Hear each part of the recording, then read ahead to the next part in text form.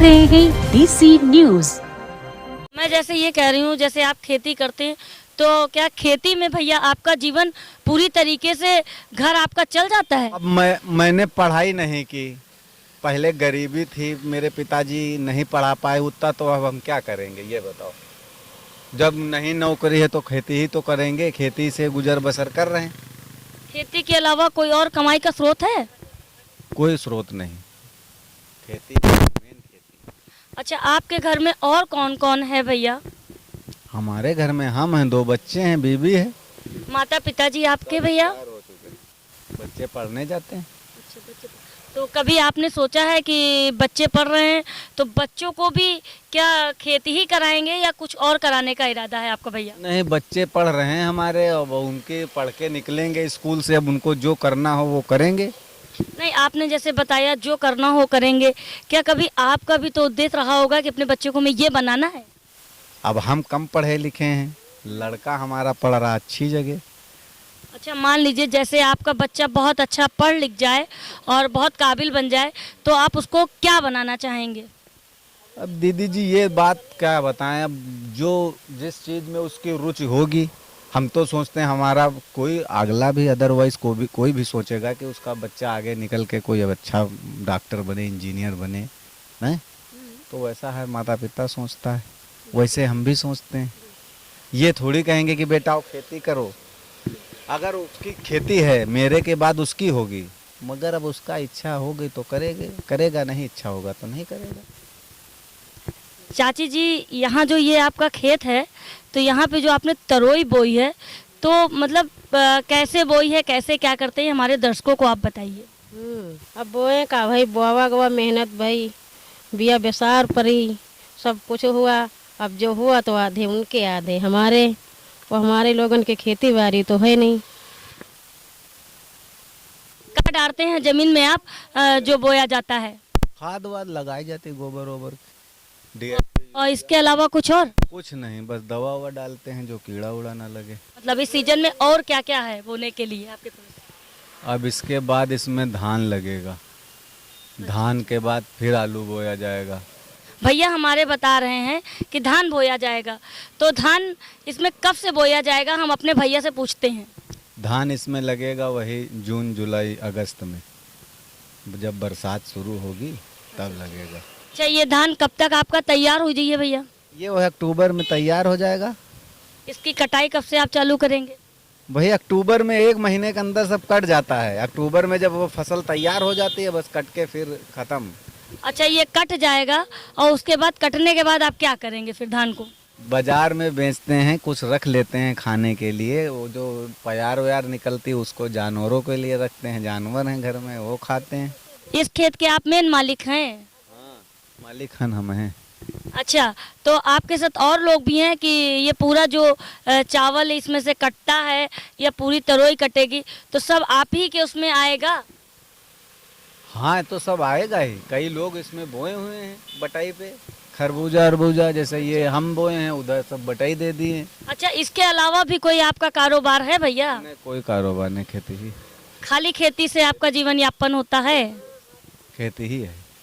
अब तक सरकार से आपको क्या क्या फायदा हुआ है भैया, मुझे बताइए, आप हमारे दर्शकों को बताइए। कुछ फायदा नहीं हुआ है, हैं? कॉलोनी वलोनी वह दे दी, और कौन है? न खेती न बारी न मंजूरी न धतूरी, कुछ नहीं।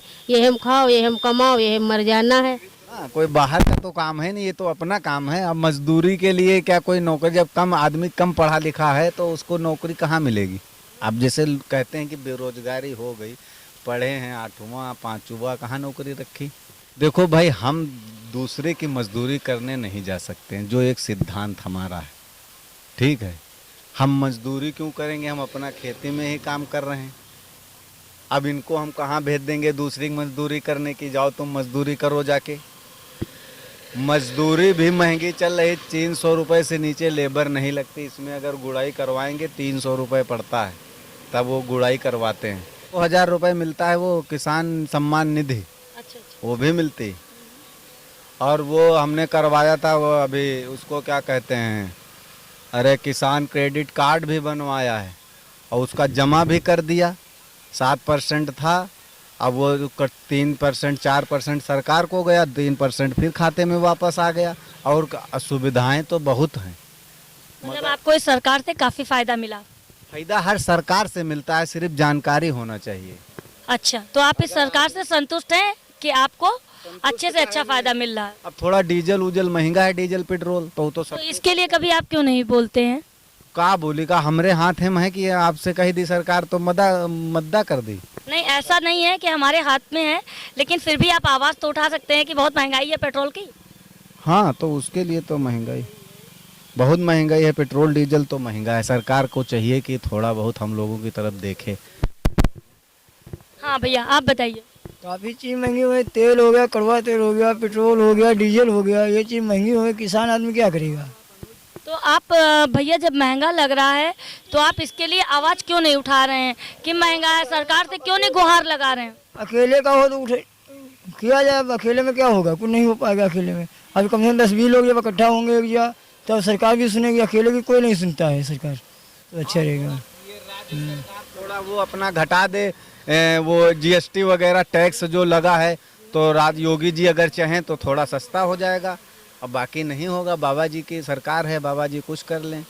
और भैया बाबा जी से तो हम ये कहना चाहते हैं, ये हमारी ज़मीन जो है ये प्रबंध नगर योजना ने अधिग्रहित की है 15 साल से। और वो मैं हाथ जोड़ के कह रहा हूँ, बाबा जी के तक ये खबर पहुँचा देना कि ये 15 साल हो गए हैं। अब हमारे कुछ भाई लोग हैं जिनको शादी करना है, लड़कियों की, लड़के का। अब बताओ, ये ज़मीनें बिक नहीं रही हैं, वो कैसे क्या करेंगे। और यहाँ पे वो सरकार ने रजिस्ट्री बैन करा दी है, बैंक वाले लोन नहीं दे रहे हैं।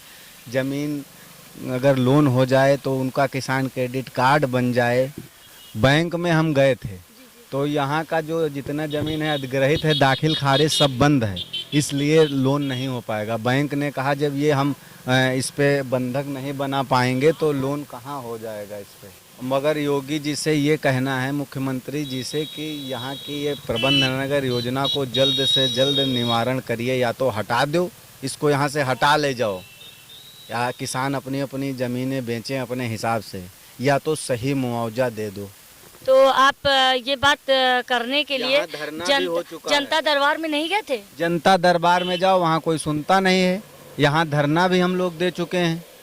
और उसका आपको कोई फायदा नहीं हुआ जो आपने धरना दिया था? वो इलेक्शन टाइम रहा है तो वो बंद करवाएंगे डीएम वगैरह, कहीं ना ऐसा है। अब आचार संहिता लग गई है, एलडीए वाले आते हैं, कहते हैं आपका हो जाएगा ये सब। अब आप क्यों नहीं आवाज उठा रहे हैं कि अब हमारा सहयोग किया जाए इस चीज को लेकर? अब यहाँ के जैसे जो किसान संगठन हैं वो डरते भी हैं। हम हकीकत बता रहे हैं, मतलब बहुत से हद से ज़्यादा दिक्कत है, सबको दिक्कत है। नहीं बढ़िया जी के 1 बीघा, जी के 2 बीघा, जी के 1.5 बीघा। अब हमारे लोगन के 9 विश्वा, बताओ, बच्चे 2 बच्चे, कैसे शादी ब्याह कैसे करेंगे। तो हमारी चाची का कहना है कि योगी जी पूरी तरीके से हमारी मदद नहीं कर रहे हैं। तो हमारी चाची जी कहना चाह रही हैं मुख्यमंत्री जी से कि भाई अच्छे से हमारे बच्चों का पालन पोषण नहीं हो पा रहा है, तो हमारे लिए अच्छी सुविधा दी जाए। बाबा जी से कह रही हैं। हाँ, अब गरीब आदमी हम लोग कमाए खा नहीं पा रहे हैं, तो क्या करा जाए बताओ।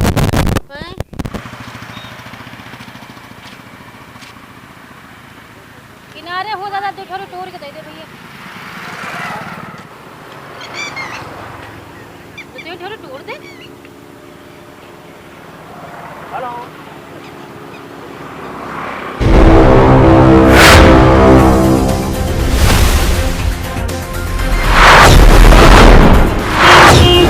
आप देख रहे हैं DC न्यूज।